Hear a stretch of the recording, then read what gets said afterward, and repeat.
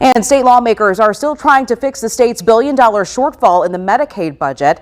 One option could bring back work requirements to stay on Medicaid. Fox 59 State House reporter Hannah Adamson spoke with lawmakers about the renewed push to solve the problem.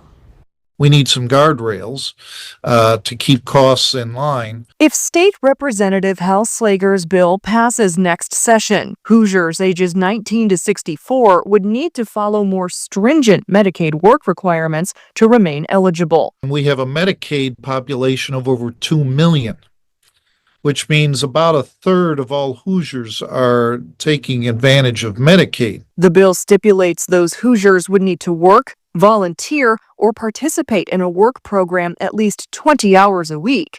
Hoosiers could choose to combine those options to get to the required 20 hours. I want to see people independent of the government, not dependent on the government. The bill makes exceptions for some Hoosiers. Those include pregnant women, Hoosiers who care for young children or disabled loved ones, and Hoosiers deemed medically unfit for employment. We certainly don't want to deny benefits from someone who truly needs them. Indiana House Democrats say if the bill passes, tens of thousands of Hoosiers could be at risk of losing coverage. It's a very complicated process to get on Medicaid and actually stay on there when they have to go through the renewal process. In a statement, South Bend lawmaker Maureen Bauer says in part, quote, Indiana touts being a fiscally responsible state, but we still have no answers on the $1 billion Medicaid budgeting error.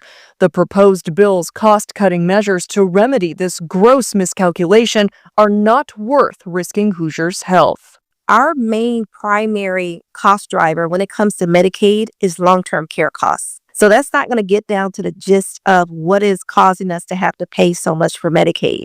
Now, when exactly the House Public Health Committee will discuss this particular bill for the first time has yet to be announced.